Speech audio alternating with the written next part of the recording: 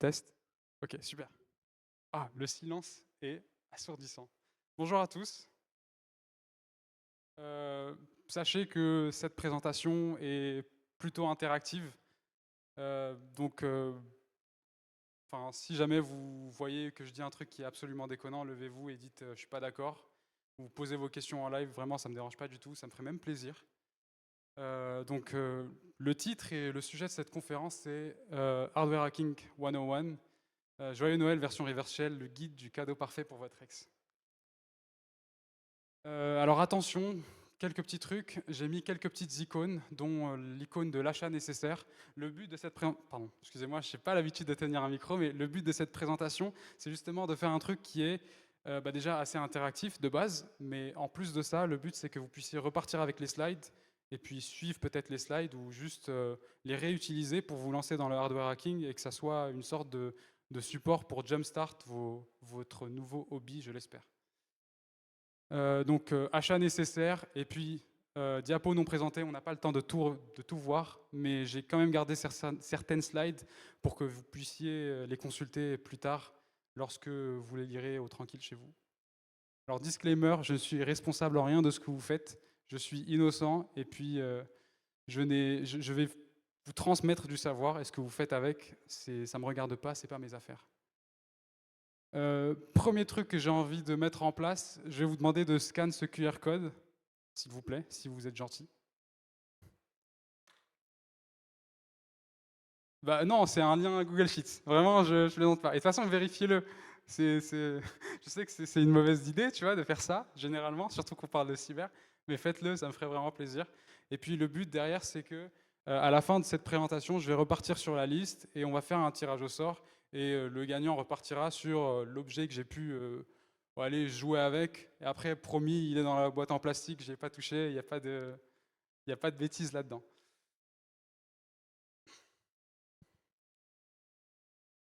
Tout le monde a pris le QR code, ça vous va? C'est bon? Merci à tous. Vous êtes très réactifs les gars, c'est super. Donc qui est-ce que je suis? Je m'appelle Tarek Mahfoud, je suis diplômé de l'UTT depuis pas très longtemps, ou du moins je vais l'être en novembre 2025. À la base, je suis consultant en GRC, donc je fais tout ce qui est Excel, PowerPoint. Je touche beaucoup à l'analyse de risque, à EBIOS-RM, et depuis peu, je commence à être familier avec la famille des ISO 27000. Donc je n'ai absolument aucune légitimité pour venir vous parler de hardware hacking à la base. Donc je ne suis pas du tout une figure d'autorité, je tiens à vous le dire. Des fois, vous allez me poser des questions, je vais vous dire je ne sais pas, je ne suis pas allé explorer ce pan-là de l'appareil ou de la discipline. Je suis devant vous aujourd'hui parce que Ahmed m'a si gentiment demandé de venir et Ahmed m'a demandé de vous faire une présentation. À la base, je pensais vous faire un truc sur l'analyse de risque, sur un truc que je connais, sur EBIOS-RM, mais étant donné que c'est pas un truc qui puisse vous passionner, et je comprends, c'est pas un truc avec énormément d'engouement, l'analyse de risque, on se pousse pas pour apprendre et pour se former à EBIOS-RM, bah, du coup il m'a dit que ça n'allait pas et que je devais vous présenter un truc qui était beaucoup plus punchy, beaucoup plus wow, et c'est pour ça que je suis venu avec ce sujet-là aujourd'hui. Donc un petit peu plus de contexte, ce que je fais, c'est que en fait, je panique parce que je ne sais pas du tout quel sujet choisir. Et ce que je décide de faire, c'est achat compulsif, comme tout le temps. C'est moi, c'est Tarek, enchanté. Du coup, je vais sur Amazon, j'achète 2-3 trucs qui servent à rien et que j'ai jetés d'ailleurs. Mais je suis tombé sur 2-3 trucs. Donc je suis tombé sur une caméra IP ainsi qu'un routeur. Et je me suis dit, en vrai, il y a un truc à faire. Il y a un truc à faire, ça peut être intéressant de venir faire une sorte d'audit de cet appareil au sens pen testing du terme pour voir un petit peu ce qu'il y a dedans, quel système embarqué, etc. Et puis faire joujou avec, parce que c'est un petit peu ça l'esprit du hacking. C'est pas jouer à criminel policier. C'est aussi vraiment juste avoir la curiosité de se lancer dans les trucs. Voilà, moi qui le reçois 2 jours après parce qu'Amazon c'est toujours fiable. Donc nos objectifs pour aujourd'hui, on va le faire en 4 parties, pardon. La première, live run, on va juste jouer un petit peu avec, on va pas sortir hors du cadre, hors du scope, juste jouer avec, regarder un petit peu ce que ça fait, aller un petit nmap pour regarder. Et ensuite, on va parler de UART pour possiblement avoir un shell. Partie 4, du coup, ça va être l'extraction et découverte du firmware. Et là, on va parler un petit peu on va parler de protocoles un petit peu plus techniques et d'outils un petit peu plus techniques. Et enfin, l'injection de la backdoor dans le firmware et la réinjection du firmware dans l'appareil. Et on va voir ce que ça va donner. Alors live run, premier contact, je branche le routeur, les LED s'allument, tout va bien. Déjà, premier problème, je regarde et je vois de l'autre côté, en fait, le mot de passe du routeur, c'est 8 chiffres. Donc, bon, on a tous regardé les tutos YouTube quand on était un peu plus jeune sur comment craquer le mot de passe du Wi-Fi. Donc là, c'est assez simple. Et je vous ai mis la référence des WASP IoT Top 10 parce que je me disais que si je fais une présentation sur l'IoT et que je ne mets pas au moins ça bah, du coup, ça me porte préjudice. Après, bonne note, entre guillemets, on regarde un petit peu du côté de la plateforme, enfin, pas de la plateforme web, mais de l'interface web de l'appareil. Et on voit que quand même la politique de mot de passe est assez propre. On voit que j'ai l'avant-dernière version, bon je l'ai update depuis, mais bon c'est assez propre, c'est assez cool, c'est une interface de contrôle. Et ensuite Nmap, bon on voit qu'on a du TCP, pardon, de l'HTTP et du SSH. Donc ça c'est un truc qui a creusé. Alors j'ai essayé de forcer pour voir comment est-ce que ça peut fonctionner. Déjà, parce que je vais vous en parler très rapidement parce que je ne rentre pas du tout dans SSH et comment essayer de rentrer via SSH. Mais concrètement, déjà, c'est pas root, c'est admin. Spoil, du coup, l'utilisateur root a été modifié. Et deuxième point, le mot de passe, c'est le mot de passe que vous allez mettre lorsque vous allez configurer l'interface web. Et problème, en fait, c'est pas un SSH tranquille, c'est Dropbear avec quelques configurations en plus. Donc SCP est possible, SSH les moins. Et si jamais vous voulez quand même essayer de forcer du SSH, je pense qu'il est possible de pipe dans un fichier pour ensuite essayer de le récupérer de l'autre côté et de faire une manip un petit peu chelou pour essayer de bypass cette interdiction de SSH. Alors, UART Shell, UART, déjà, ça c'est un nouveau protocole, un protocole que je ne sais pas si vous le connaissez, ce protocole. C'est un protocole qui est propre, c'est pas vraiment, enfin, oui, bref, c'est une interface plutôt qui est propre aux appareils physiques, donc du hardware. Donc si jamais vous n'avez pas exploré un petit peu plus ce pan de la cybersécurité, vous ne connaissez pas. Et ça tient pour Universal Asynchronous Receiver Transmitter. Et concrètement, ça va permettre de faire trois choses, et une quatrième possiblement. Déjà, elle a été conçue pour servir d'interface de débogage pour que les développeurs puissent se connecter dessus et puis voir et inspecter l'appareil de manière dynamique, alors qu'il est en marche. Donc ça, c'est la fonction première de UART. Deuxièmement, c'est une communication qui est assez simple. Vous allez le voir, de toute façon, c'est trois fils. Le RX qui va dans le TX qui va dans le RX. Et moi, j'aime bien me dire que la bouche de Bob parle à l'oreille d'Alice et l'oreille de Bob écoute la bouche d'Alice. Et troisième truc, généralement, c'est des ports qui sont, déjà, on va le voir tout à l'heure, c'est totalement exposé, c'est même numéroté, annoté, donc c'est super cool pour nous, du moins, les attaquants. Et en fait, ça nous donne un accès direct au shell. Donc on atteint le terminal de commande dès qu'on se branche. Généralement, il n'y a pas de mot de passe. On va voir l'état de notre appareil et l'état du firmware qu'on va analyser. Et le quatrième point, j'en parlerai un petit peu plus tard. Alors pour ouvrir la boîte, l'axiome sur lequel on s'était basé, c'était que techniquement, on est attaquant, on a envie de pouvoir réemballer notre petit objet de manière très propre pour qu'il n'y ait pas de traces d'infraction. Donc pour le faire, mieux vaut utiliser des outils plutôt que d'utiliser un couteau ou bien ses mains. Parce que sinon, on arrache toute la carcasse du truc et ça se voit. Donc là, c'est un outil, c'est un achat qui n'est pas du tout nécessaire, mais si vous voulez le faire, je pense qu'en termes de qualité-prix, c'est vraiment pas mal. Donc voilà, je ne suis pas sponsorisé, j'aurais bien aimé.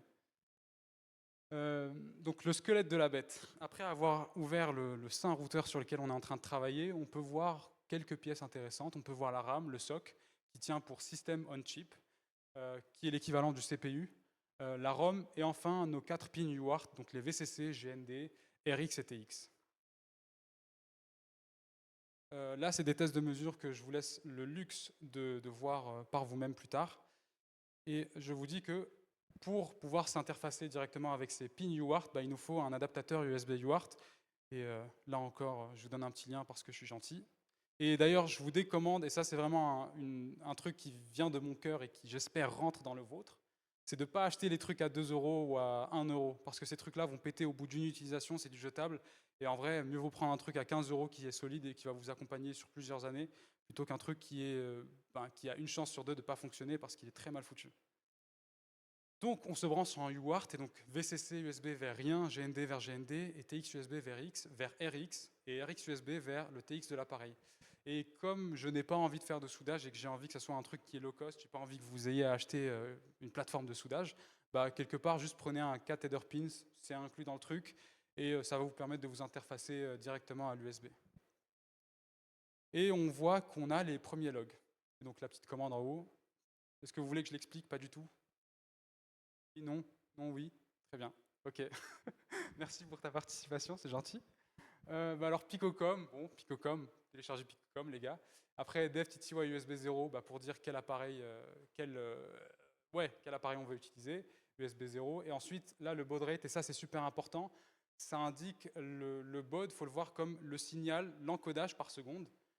Et donc, quelque part, on est en train de calibrer la période du signal pour faire en sorte que les deux, déjà, c'est sûr qu'ils vont parler le même langage, mais ils ne vont pas parler à la même vitesse. Donc, par exemple, là, on est généralement, sur les pins UART, généralement, on va trouver du 115 200. D'ailleurs, c'est un truc que vous devez être familier avec si vous travaillez un petit peu sur l'Arduino, SP32. Non, personne? Très bien. Mais en tout cas, grosso modo, c'est pour set la fréquence d'émission et de réception du signal. Voilà. Et généralement, donc je disais, c'est du 115 200. Et deuxième choix possible, 9 600. Et au pire, juste à télécharger un des plusieurs scripts qu'il y a sur Internet qui va déterminer si ce que vous allez recevoir est lisible. Et là, petit tip que je vous donne, redémarrez votre appareil toutes les 30 secondes parce que Linux est très verbeux à l'initialisation. Et justement, si on veut pouvoir déterminer si c'est correct ou pas, le baud rate qu'on a défini, en soi, vaut mieux pouvoir avoir du feedback, quelque chose qu'on reçoit. Et donc, c'est beaucoup mieux de redémarrer son appareil toutes les 30 secondes. Excusez-moi, je me rends compte que je tiens le micro très mal depuis tout à l'heure. Donc on voit quelques logs, c'est des logs qui sont assez intéressants, mais on remarque un truc, et surtout un truc qui est super important pour la suite, c'est que le RX côté appareil du protocole UART est bloqué. Et ça, c'est un problème parce qu'on du coup, on ne peut rien transmettre. Et le but, l'idée, en se branchant en UART, c'était d'avoir un shell. Là, du coup, c'est impossible. Après avoir un petit peu regardé, je pense que c'est sûrement dû à un paramétrage du U-boot et j'ai continué avec cette assumption que c'était le U-boot qui, dans un de ses paramètres d'environnement, une de ses variables d'environnement, il y avait un std in égale nul, donc standard input égale nul, et c'est pour ça que du coup le UART a été désactivé entre guillemets dans le U-boot. Le U-boot, c'est quoi? On va en parler dans 2 secondes. Excusez-moi, je me rends compte que je parle de trucs que vous ne connaissez pas. Et je vais juste... Voilà. Pardon, donc 3 manières d'extraire le firmware. Parce qu'on voit que l'analyse dynamique ne peut pas aboutir. Donc ce qu'il faut faire, c'est on va aller faire une analyse statique pour essayer d'extraire le firmware, regarder un petit peu, faire un petit peu de reverse, essayer de le comprendre pour essayer d'injecter quelque chose.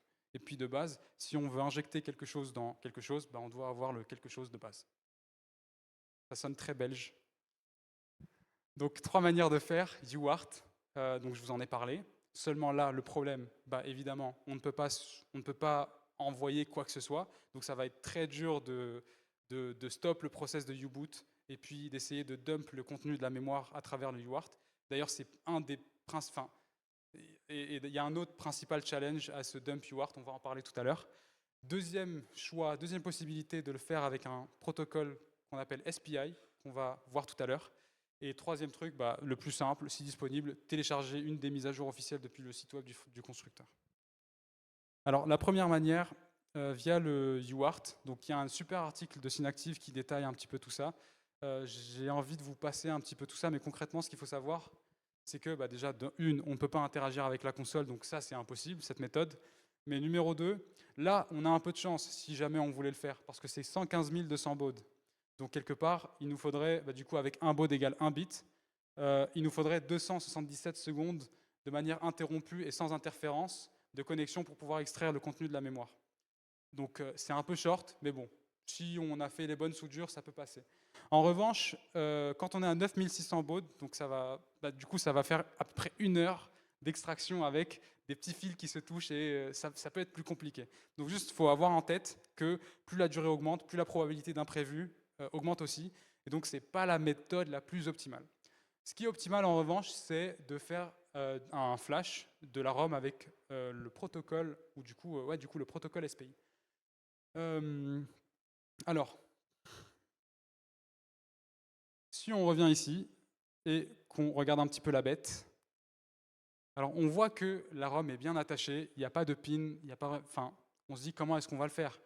Il y a 2 manières de faire. Première manière, c'est de dessouder la ROM, de dessouder la mémoire, et puis de la brancher dans un adaptateur depuis lequel on va pouvoir lire le contenu. La deuxième manière, Et ça, vraiment, c'est un truc qui est super, qui vient avec un appareil qui est recommandé d'ailleurs dans les slides, qui est une sorte de pince sur laquelle on va pouvoir accrocher notre ROM. Et à travers cette pince, on va du coup pouvoir extraire directement le contenu de la ROM. Je ne vais pas aller dans les détails de comment fonctionne le protocole, c'est pas super important, mais il faut le noter. D'ailleurs, petit tips, le fil rouge que vous voyez sur l'image doit se connecter à... Je pense que j'avais une bonne image ici. Je ne sais pas si vous le voyez, c'est un peu bizarre, mais juste ici, il y a un petit trou dans la ROM, et ça, c'est pour indiquer le pin numéro 1. Donc, quand on se fait les branchements, c'est super important de pas faire des branchements à l'envers. C'est du hardware, si ça pète, ça peut péter, donc mieux vaut savoir ce qu'on fait et arranger les bons pins pour éviter un maximum les accidents. Donc voilà, le CH341, c'est un programmateur très connu, très référencé, vous pouvez l'utiliser avec n'importe quel software quasiment, et c'est du solide. Donc voilà. Donc on réalise les branchements avec le CH341A et le clip socket qui est fourni avec. On extrait le contenu de la mémoire ROM avec la commande flash-rom-p pour choisir le programmeur CH341-R et ensuite on nomme le fichier qu'on a envie de lire. Il arrive à reconnaître du coup avec quel ROM on est en train de tourner, et là du coup je vous conseille vraiment avant même de vous lancer dans les manips, de lire un petit peu les documents techniques de ces appareils et de ces ROM et de ces CPU, ça peut être super intéressant. À un moment où vous serez bloqué, si vous les avez lus en amont, quelque part vous aurez la réponse sans être bloqué.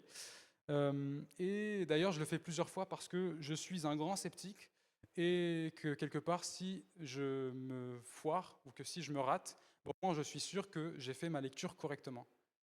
Parce que ça peut être un peu tricky. J'ai beaucoup douté de si mes fichiers étaient intègres, et je vais vous parler de mon aventure ensuite avec l'intégrité des fichiers plus tard, mais quelque part, sur plusieurs mesures, on est en mesure de déterminer avec un certain pourcentage, et pour les étudiants UTT, voire MS11, que nos mesures sont correctes et que l'incertitude est la plus basse. Ce branchement, si vous avez un Raspberry Pi qui traîne, vous pouvez aussi le faire avec le Raspberry Pi, mais franchement, c'est un gros casse-tête. Je vous recommande pas de faire ça. Regardez la tête du truc, ça m'amuse pas, moi, de faire ça. J'ai dû le faire juste parce que je voulais vous inclure une photo, ça a pris 30 minutes, et en plus, ça a raté. Et comme j'avais pas envie de débugger et j'avais envie d'avancer, j'ai avancé. Désolé, je pourrais pas vous aider là-dessus.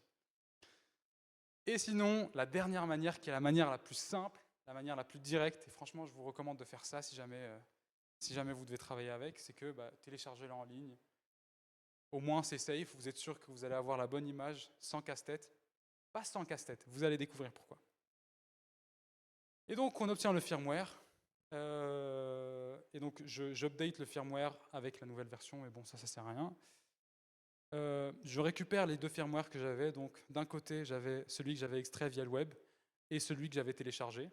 Et le pire dans toute cette histoire, c'est que j'upload la nouvelle version de firmware, donc la dernière, celle de 2025, et puis j'essaie de la relire, et je vois que les deux fichiers sont pas pareils. Et je relis une fois, deux fois, trois fois, quatre fois, et c'est pas pareil. Et je me dis, mais il y a une douille quelque part. Je me dis quelque part, en fait, il y a je perds 2 jours déjà de base, je perds 2 jours et je perds quelques cheveux. Mais en plus de ça, je me dis, ok, la seule explication possible, c'est soit je fais mes mesures de manière consistante et de manière fausse, donc quelque part, il y a une erreur et il y a des interférences qui sont constantes dans ma lecture, et ça, franchement, j'utilise des outils qui sont quand même assez propres, qui sont pas dégueux, c'est des outils low cost, mais quand même, ils devraient pouvoir perf. Et donc là, je rentre dans des délires en fait, quelque part, avec le ROM, quand j'essaie de me brancher dessus, le VCC va mettre du courant dans le soc, dans le CPU, et le CPU va lancer le ROM, et il y aura des problèmes d'interférence, etc. Et je me dis, je rentre dans des délires un peu bizarres. Ça aurait pu être ça. Ça aurait pu être ça. Mais le truc le plus logique, c'est de se dire, ok, une fois que j'upload, quelque part, mon routeur fait certaines opérations sur l'image, modifie l'image, et ensuite, il la store dans le ROM. Et donc, voilà. Donc, moi, je suis un mec de GRC à la base. Je fais pas de Ghidra, je fais pas de C. C'est pas mon truc, c'est pas mon domaine. Ça m'amuse pas. Enfin, si, c'est amusant, c'est marrant quand même. Donc, je m'amuse un petit peu à regarder le front-end. Je vois qu'il fait un appel à une fonction qui est présente sur HTTPD. Donc, je vais sur HTTPD. Je regarde un petit peu ce qui se passe là-dessus. Je suis la fonction de wrapper en wrapper pour essayer de voir où est-ce qu'il y a les opérations les plus intéressantes. Donc, on saute un petit peu, tac.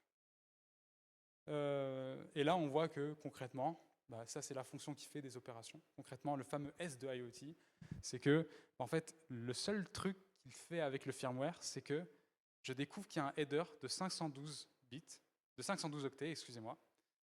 Et ce firmware, ce header contient certaines informations que lui va récupérer pour utiliser dans son front-end pour dire, en fait, tu as la dernière version ou pas. Et concrètement, il y a juste ce header de 512 octets qui faisait que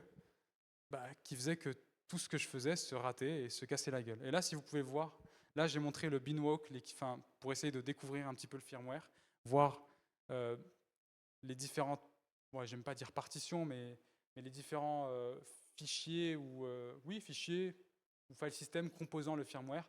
Là, on peut voir U-boot à 54 592 et ici 54 080. Seulement là, le truc, j'ai passé 2-3 jours dessus, j'ai pas remarqué que c'était 512, que c'était trop beau pour être vrai et que cette différence-là, elle était capitale. Et du coup, j'ai perdu du temps à croire que, en fait, il y avait des grosses opérations, alors qu'en fait, du côté du back-end, tout ce qu'il faisait, c'était je lis le header, puis je jette le header, et puis je balance tout ça. Donc là, on a un webIndiff qui montre la différence entre les octets. Je me disais, c'est pas normal, ça ressemble à rien, etc. Mais concrètement, là, si on voit l'extract et le web, et là, pour le web, du coup, on a enlevé, là, je suis arrivé sur les 200 ici. Vous voyez que les deux lignes sont absolument similaires, c'est juste que le header était là en trop. Et c'était vraiment ça le gros problème avec ce firmware qui faisait que j'arrivais pas à le modifier. Donc, une fois qu'on a compris un petit peu comment se composait le firmware, etc., et qu'on a compris les différentes parties de composants, dont le U-boot, donc là, les slides précédentes détaillaient un petit peu plus comment se fait le process d'initialisation de l'appareil. Donc c'est le U-boot, plutôt le SPL, qui va appeler le U-boot. En fait, je vais vous donner une image qui est super et que j'adore personnellement, c'est de se dire, ok, quelque part, dans les IoT, on a SPL, U-boot, Linux, après file system. Ça, c'est dans les IoT, dans les systèmes embarqués. Sur vos PC à vous, vous avez grub rescue, grub, et puis vous bootez en Linux et vos file systems à vous. Donc c'est une belle métaphore, c'est une belle image, et puis parce que faut se dire que si le système se pète la gueule au SPL, vous êtes beaucoup plus limité pour faire des modifications et pour essayer de relancer le système. Un petit peu pareil si vous êtes en grub rescue plutôt qu'en grub. Quelque part, c'est un petit peu de ça que vient l'image. Donc ensuite, maintenant qu'on a compris un petit peu tout cet écosystème IoT sur lequel on est en train de travailler, maintenant qu'on a compris un petit peu l'appareil, la prochaine étape, concrètement, c'est de se dire, ok, je vais écrire du code en C, je vais écrire mon reverse shell, mais par contre, mon architecture, celle de mon PC, n'est pas du tout la même que l'architecture qui est utilisée dans l'objet que je suis en train d'attaquer. Et donc là, petit truc tout simple, on a extrait le firmware, donc on a accès aux fichiers. Et là, ce qu'il faut faire, c'est juste regarder le contenu, regarder quel type d'exécutable il y a. Et là, on voit un truc du coup, qui nous attire l'œil. On voit que c'est du MIPS32RL2. Et puis, voilà, en UC lipsy.so. Et donc, moi, ce que j'aime faire dans ces cas de figure-là, c'est je ne me casse pas la tête à créer des toolchains. Elles sont disponibles sur Internet, quasiment toutes. Et donc là, vous allez aller sur un site comme toolchains.bootlin.com. Et puis vous téléchargez la toolchain qui va bien. Alors là, vous voyez que j'ai pris du MIPS32, mais j'ai bien vérifié que le MIPS32 RHEL2 était backward compatible avec le MIPS32 V1 ou R1, j'imagine. Et attention, on est en Little Indian, on n'est pas en Big Indian, donc ça c'est lié à l'ordonnancement et la lecture des octets. Donc le code, franchement, j'ai pas envie de rentrer là-dedans. Et du coup, je modifie le truc et je lance. Et je vois que ça s'est pété la gueule. Déjà, ça s'est pété la gueule, donc bonne nouvelle. Bonne nouvelle, parce que quelque part, s'il est arrivé à Bean Shell, etc., c'est que quelque part, le U-boot a bien fonctionné et que il n'y a pas de CRC. Le CRC, c'est une sorte de checksum pour voir et vérifier, valider l'intégrité du fichier, du file system, du firmware sur lequel on est en train de travailler. Les gars, juste, je tiens à dire un truc, parce que certains d'entre vous ont l'air perdus. Si vous avez des questions, n'hésitez pas, faites-le tout de suite.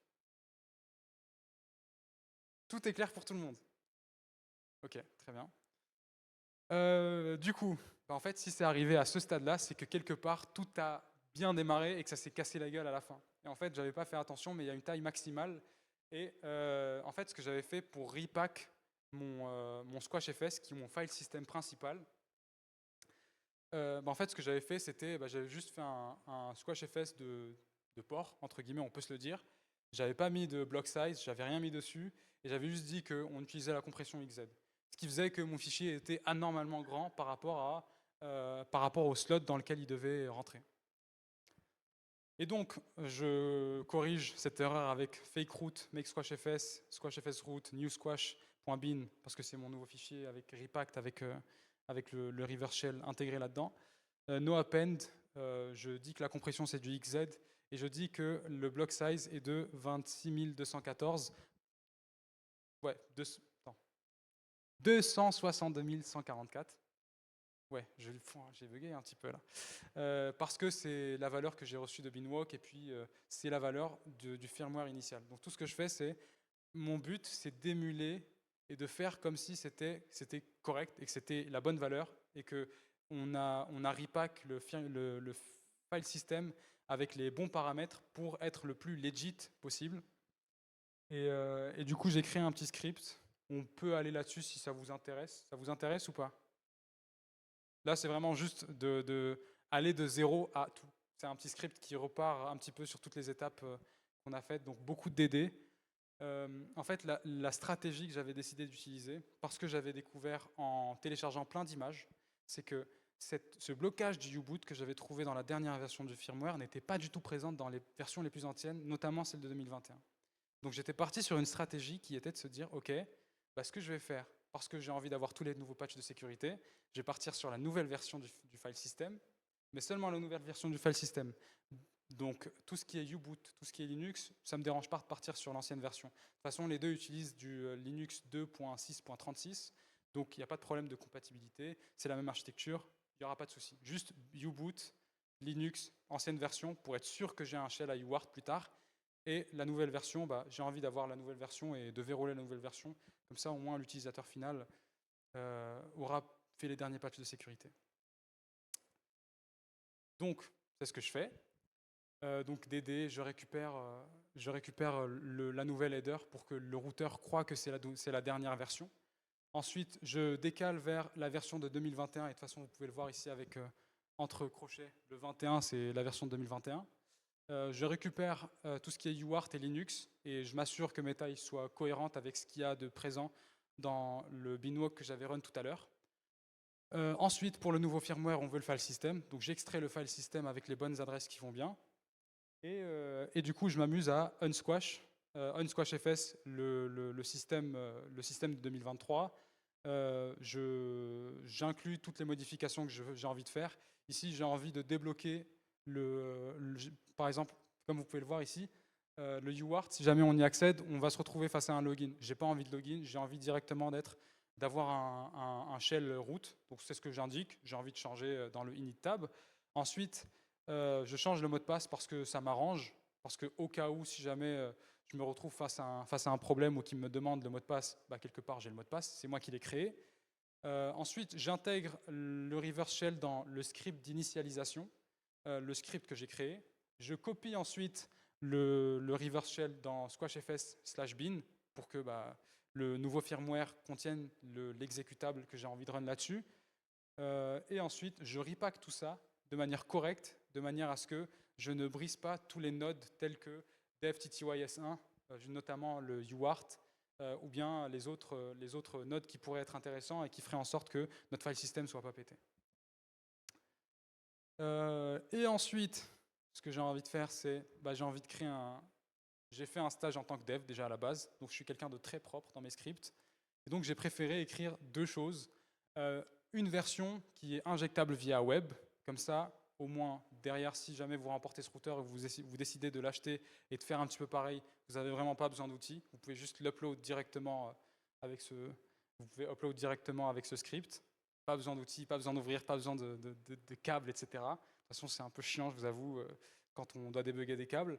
Soit vous avez envie de prendre la voie de l'aventurier, et là, du coup, vous partez sur la version SPI qui, elle, est injectable. Souvenez-vous, la seule différence entre les deux, c'est le header supplémentaire qu'on retrouve dans la version web, qu'on ne retrouve pas dans la version SPI. Mais sinon, les deux sont absolument similaires.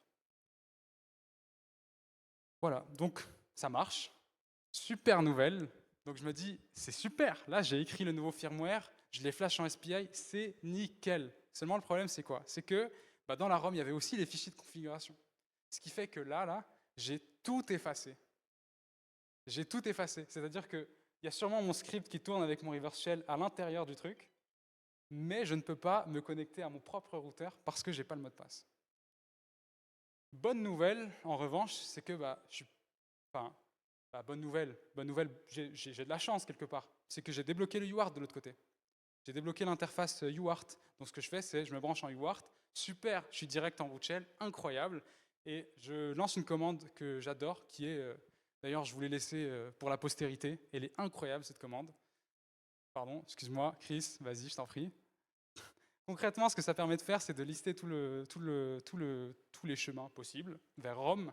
Ensuite, le pipe vers strings-f pour que le strings indique bien le nom du fichier avant de sortir les strings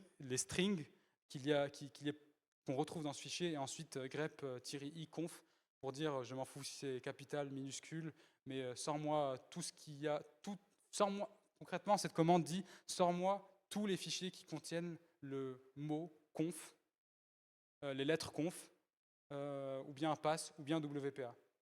Et du coup, grâce à cette commande, j'arrive à trouver que dans var config, déjà c'est déchiffré, super nouvelle. On rentre à l'intérieur et on retrouve le mot de passe par défaut usine. Donc avant même la pré-configuration et avant de shoot, avant d'imprimer la petite étiquette sympathique avec les 8 chiffres avant. Donc de base, on sait que la configuration usine de cet appareil, c'est 1, 2, 3, 4, 5, 6, 7, 0. Et que le nom, c'est TP-Link 0000. Donc on rentre dedans, et que voit-on? On voit que ça marche, et c'est super. Et du coup, là, tout de suite, ce que j'ai envie de vous inviter à faire un truc, parce que je me suis dit, bon, allez, ça peut être marrant quand même. J'ai envie de voir si ça va péter ou pas.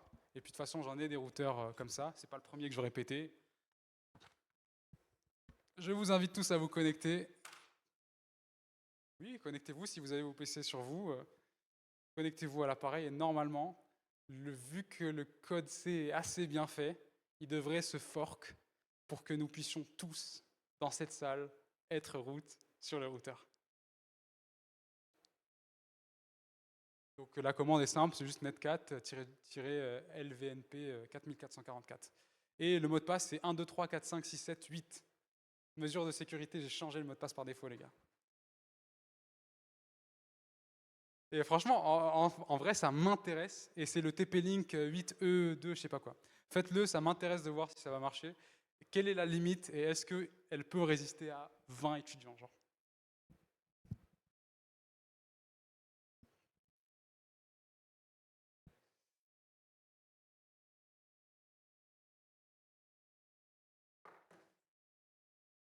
Du coup, ça va, vous y arrivez? Quoi? Alors, le script se relance toutes les 15 secondes, et pardon, le code se relance toutes les 15 secondes, et j'ai fait en sorte qu'il scanne sa table ARP pour détecter toutes les nouvelles connexions, toutes les connexions qui arrivent sur le routeur, et qu'il lance un reverse shell à tout le monde, tout le temps. Donc vraiment, c'est une porte ouverte à reverse shell.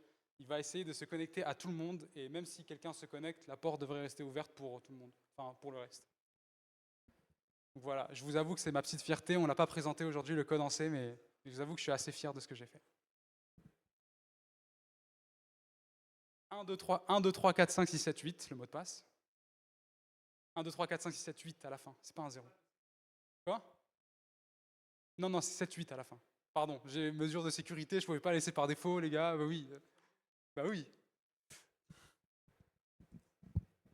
D'ailleurs, je vais le faire aussi parce que c'est marrant. Pourquoi est-ce que vous auriez tout le fun?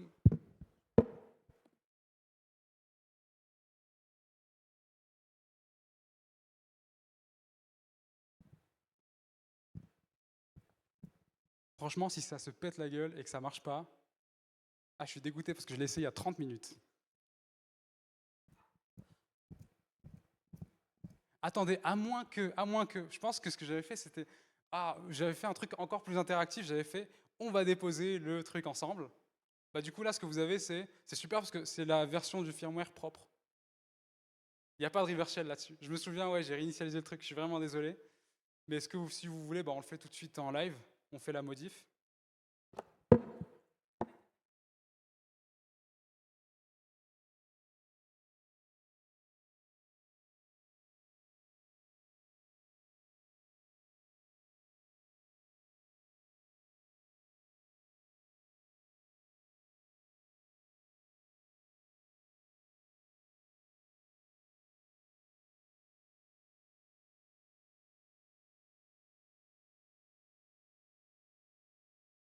Donc là, on fait l'upgrade, là, ça va redémarrer. Vous allez vous reconnecter normalement automatiquement si vous êtes déconnecté Mais attention quand même parce que le réseau UTT va vous repêcher.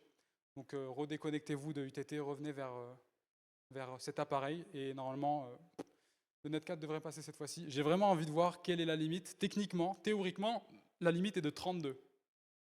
Donc on est moins que 32, ça devrait passer. Mais après, peut-être qu'en termes de charge, trop de process peut-être.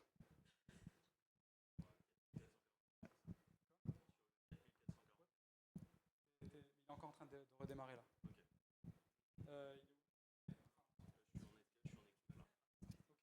Bah, ça devrait se lancer. Voilà, et après, Playground sur mon routeur. Si vous voulez, on peut faire un truc encore plus marrant. On choisit un fichier, chacun fait un echo, du coup, plus grand, plus grand. Et ensuite, vous ajoutez vos noms sur ce fichier-là. Je l'extrais là-bas et on fait le tirage au sort depuis le. Vraiment, c'est la manière la plus détournée de faire un tirage au sort, c'est incroyable. Du coup, voilà, je pense qu'il a dû redémarrer, j'espère. Ou peut-être pas. Peut-être pas, non. Bah attendez, on va attendre encore un petit peu. Sinon, ça va vous?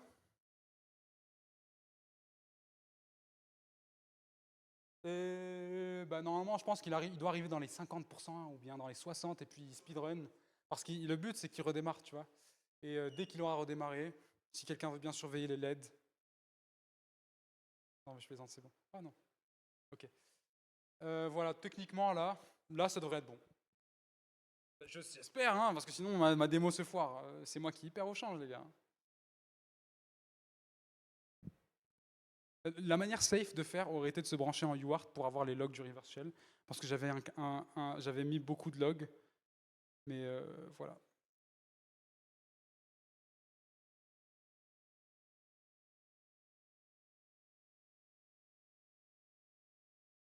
15 secondes, super stressante de mon existence. Mais en plus, je suis sûr, si je descends, ça va marcher. Si je descends de ça, là, ça va marcher. Ok, bah ça n'a pas l'air de marcher, super.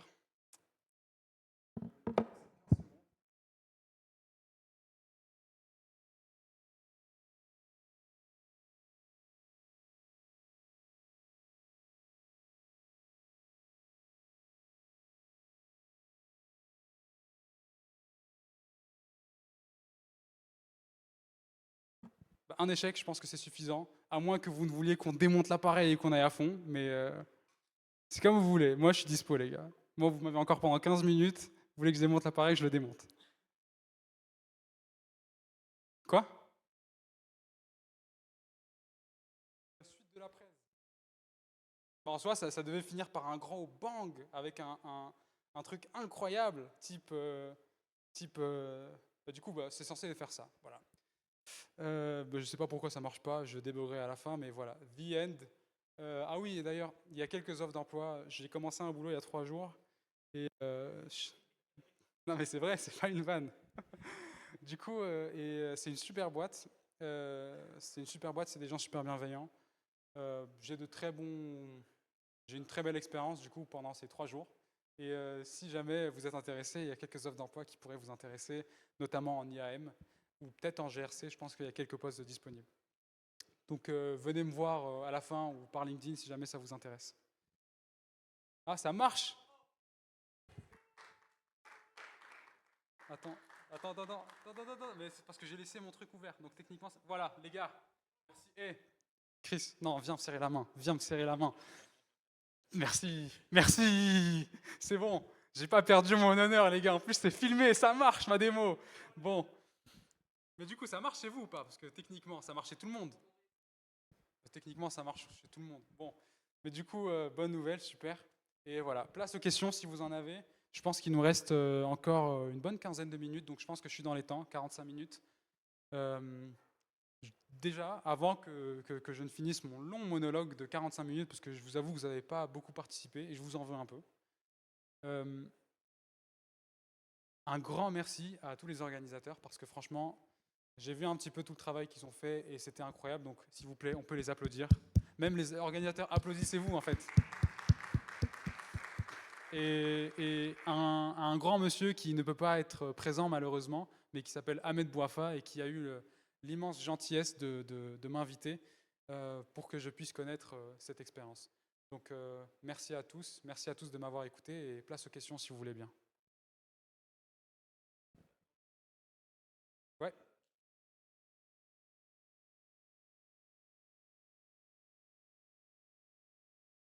Non, pas du tout. En fait, ce que j'ai essayé de faire, c'est d'être le moins invasif possible pour essayer de justement... parce que le but, c'est que je suis parti de la prémisse de ce truc-là, on peut l'offrir, ou on peut du coup briser les chaînes d'approvisionnement comme on en avait parlé tout à l'heure.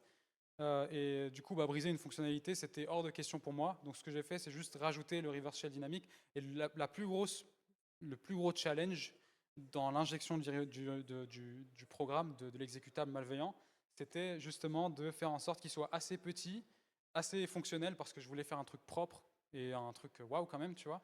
Mais en même temps, je voulais qu'il soit assez petit pour ne pas prendre trop de place et bah, déborder en termes de mémoire. Parce que comme on l'a vu dans les logs au départ, le squash FS n'est pas la dernière chose, dans le sens où derrière, il y a des configs.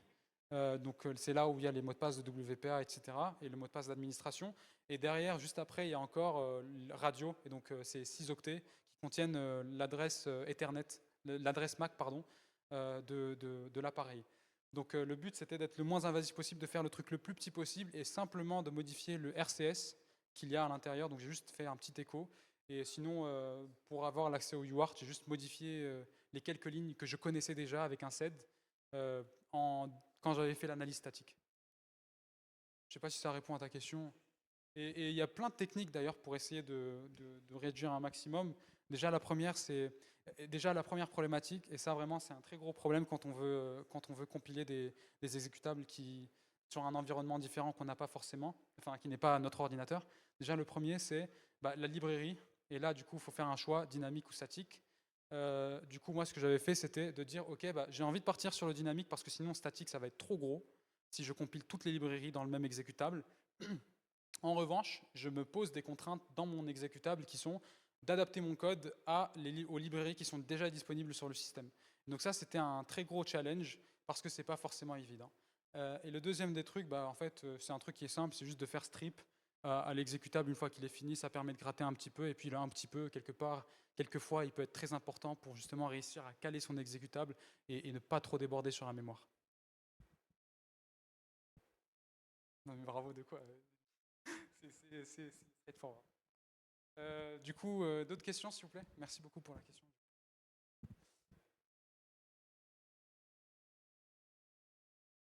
Sur qui, pardon? Non, ça marche pas parce que justement. Ah, bah, c'est pour ça. Et du coup, vous me faites croire que c'est moi le problème, mais c'est vous.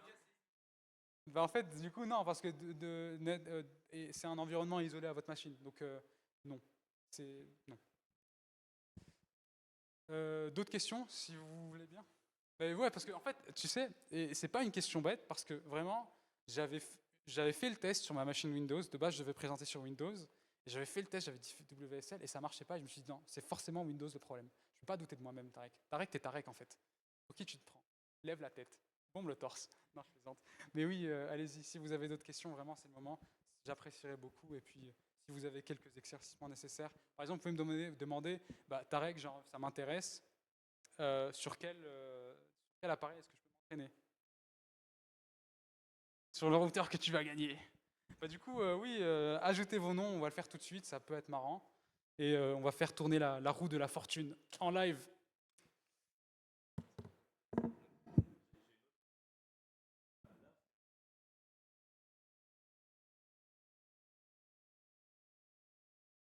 Absolument, et absolument.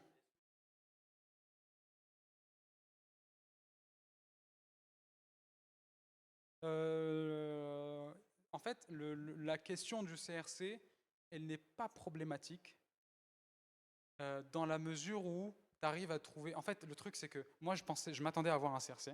Du coup, j'ai remué ciel et terre dans le firmware pendant genre 4 jours pour trouver un CRC. Et je pensais que la raison pour laquelle je pétais mon routeur, c'est parce que c'était ça. Sauf que pas du tout, il n'y en a pas.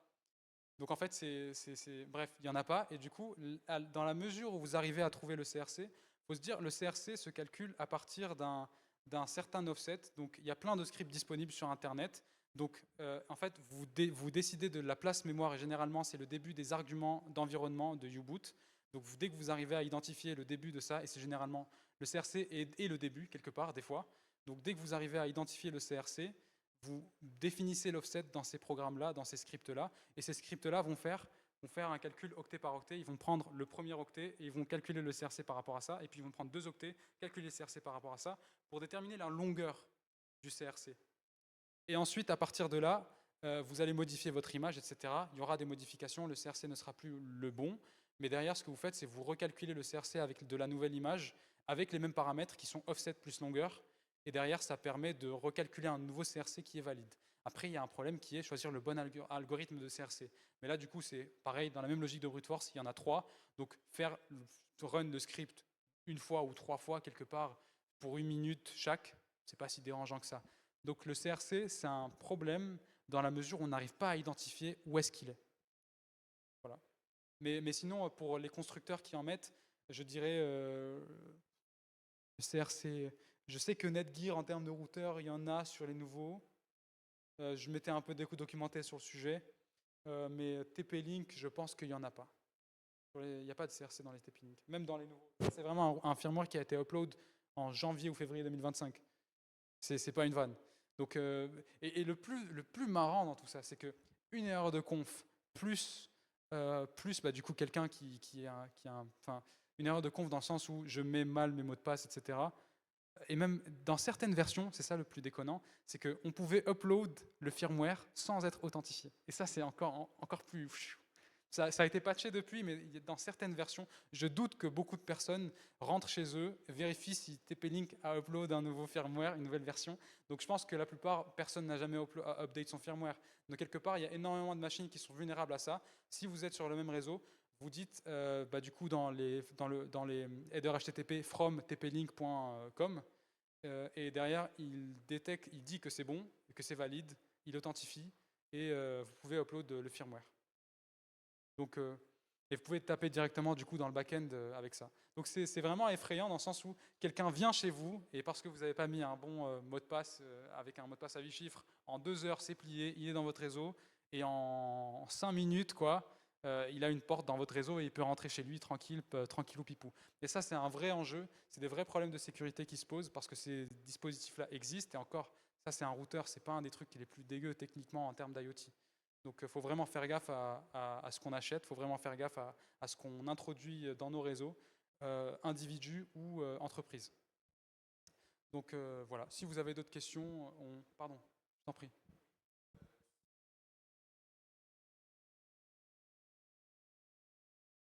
Par rapport à, pour détecter ça, bah déjà, de base, pour détecter ça, ça peut être très large comme question, mais concrètement, en termes de, t'as dit hardware ou software? Bah déjà, si tu monitores tes réseaux correctement, que tu as des EDR, XDR, etc., et en l'occurrence NDR, bah concrètement, tu devrais être assez clean parce qu'un port 4444 qui s'allume au lieu de nulle part, je veux dire, c'est très criant. Maintenant, pour essayer, enfin, je veux dire, c'est bizarre, mais tu peux rien faire quelque part. Enfin, à moins que tu ne sécurises, que tu aies toujours update sur. En fait, juste achetez pas du TP-Link et achetez pas ce genre de truc. Juste achetez de la bonne techno, de la techno propre, de la techno qui soit un minimum dur. Parce que concrètement, je vais vous raconter mon parcours. Moi, je suis un mec qui a fait de la GRC. Je suis consultant, regardez, tac, petite bretelle, petite cravate. Je ne suis pas un mec des terminaux de commande. Moi, c'est Excel, PowerPoint. En 2 semaines, j'ai réussi à faire ça. Ça, c'est très accessible. Si vous étiez dans les mêmes conditions que moi, je peux vous dire que vous seriez allé beaucoup plus loin. Donc c'est très facile de reverse ce genre d'appareil. C'est pas déconnant, il faut juste un peu de temps et un petit peu d'effort. C'est tout ce qu'il faut. Il ne faut pas être particulièrement brillant, je ne le suis pas du tout. Donc vraiment juste éloignez-vous de ce type d'appareil. Ce pas des appareils qui sont assez clean. Et en fait, ce que je disais, on parlait avec Christopher tout à l'heure, et en fait, ce qu'on se disait, c'était faut être sûr de ses partenaires, il faut être sûr de ses fournisseurs en tant qu'entreprise, et faut pas sourcer ces appareils, surtout ces appareils réseau, de n'importe où. TP-Link, c'est pas un très bon partenaire et un très bon fournisseur en termes de sécurité. Je ne sais pas s'ils ont été audités sur leurs appareils, etc. Mais en tout cas, moi, de ce que je vois, c'est pas propre. Donc, je vous dirais, choisissez les bons partenaires. Et c'est un conseil qui s'applique aussi aux individus. Donc, faites attention à ce que vous installez, faites attention à ce que vous faites. Juste, faut être sensibilisé en tant que. En plus, le pire, c'est que plus le temps avance, plus il faut être sensibilisé de manière stratégique à la cybersécurité. C'est plus de l'hygiène, c'est pas des trucs de base. Maintenant, faut que je choisisse le bon fournisseur et ça devient des trucs un petit peu compliqués. Donc voilà, c'est vraiment le seul conseil entre guillemets que je pourrais donner. Et sinon, un bel écosystème, une belle infrastructure, déjà de base, elle ne devrait pas contenir ce genre d'appareil, mais si jamais, ça devrait pouvoir rattraper. Donnez la bonne réponse, Chris? Ou à peu près? Ok, c'est gentil. D'autres questions ou est-ce qu'on passe à la roue de la fortune? Roue de la fortune? Une fois, 2 fois?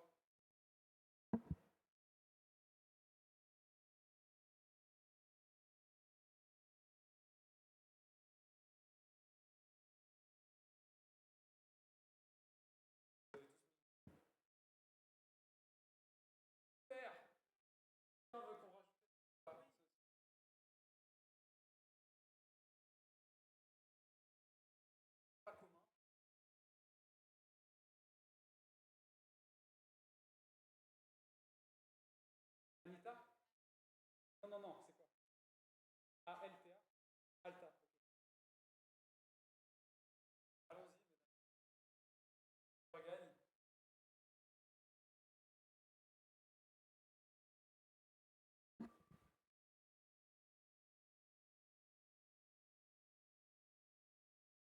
Félicitations Aurélien.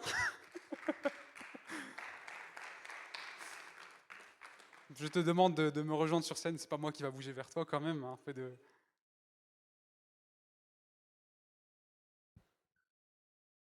Ça va les gars, il coûte 20 balles. Il coûte 2 kebabs. Merci. Je t'en prie, c'est normal. Amuse-toi bien avec. Et voilà. Donc merci à tous, c'était le clap de fin. Merci à tous d'avoir écouté, merci à tous d'avoir participé. Et c'est très gentil de votre part de m'avoir accueilli comme ça. Et bisous.